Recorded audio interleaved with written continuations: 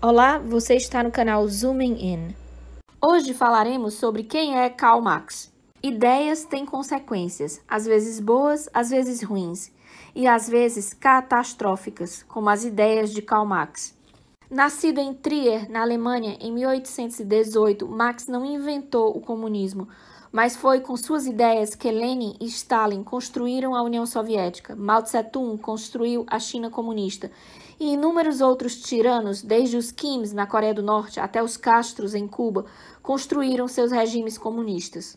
Por fim, esses regimes e movimentos que se autodenominavam marxistas assassinaram cerca de 100 milhões de pessoas e escravizaram mais de 1 bilhão. Marx acreditava que os trabalhadores, especificamente aqueles que faziam trabalho manual, eram explorados pelos capitalistas, as pessoas que possuíam, como Marx dizia, os meios de produção, especificamente as fábricas. Apenas uma revolução operária, escreveu Marx em seu livro O Capital, poderia corrigir essa injustiça. Como seria essa revolução? Marx e seu colaborador Friedrich Engels explicaram isso em seu Manifesto Comunista em 1848. Incluía a abolição da propriedade privada e também de herança, e a centralização do crédito, da comunicação e transporte, todos nas mãos do Estado, e muito mais nessa mesma linha. Em outras palavras, o Estado possui e controla praticamente tudo. Essa noção foi amplamente discutida e debatida nos círculos intelectuais europeus durante a vida de Marx, mas nada aconteceu até Vladimir Lenin assumir o poder na Rússia em 1917. Isso mudou tudo. Apesar de seus repetidos fracassos econômicos, a Rússia de Lenin, que ficou conhecida como União Soviética, tornou-se um modelo para os ditadores em todo o mundo.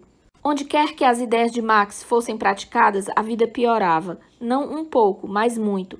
Não há uma única exceção a esta regra. Nem a União Soviética, nem a Europa Oriental, nem a China, nem a Coreia do Norte, nem o Vietnã, nem Cuba, nem a Venezuela, nem a Bolívia, nem o Zimbábue. Onde quer que o marxismo vá, o colapso econômico, o terror e a fome seguem. Portanto, se o fracasso cataclísmico, que significa terrível sofrimento humano, é o legado inevitável do marxismo, por que tantas pessoas, e agora principalmente os jovens, o defendem?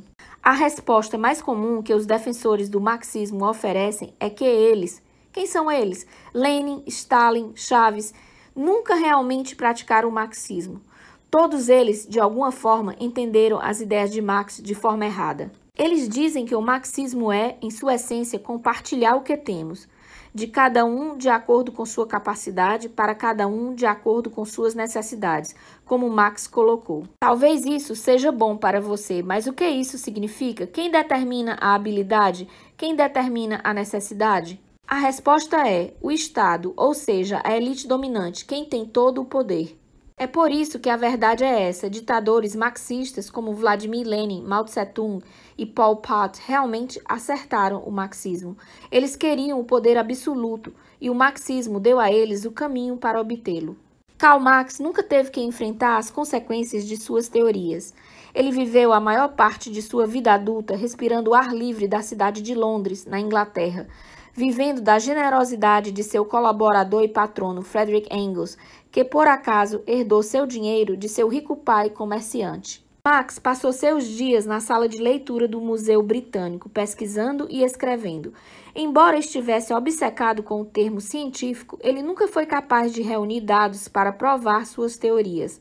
Há uma boa razão para isso. Não havia dados para provar o que ele propunha.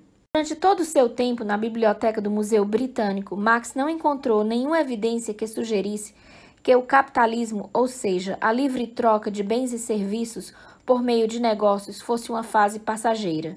Durante a era industrial, as condições de trabalho melhoraram constantemente e a riqueza se expandiu.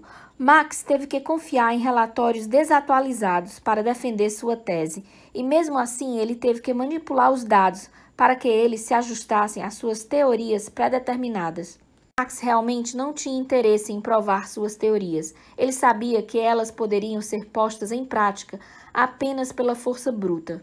Mesmo disse isso, abre aspas, é claro que no começo não se pode efetuar, exceto por meio de incursões despóticas, fecha aspas. Ele escreveu que seus fins só poderiam ser alcançados pela derrubada forçada de todas as condições sociais existentes.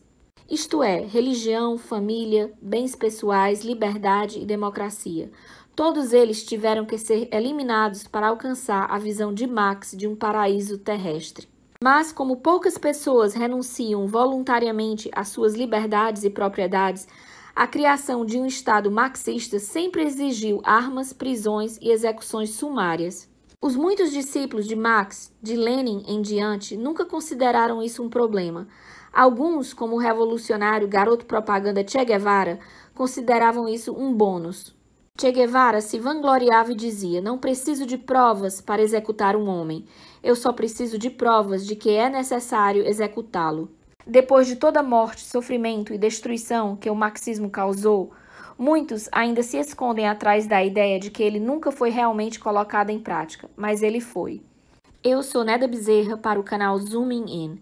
Se você gostou do vídeo, por favor, curta e compartilhe. Obrigada!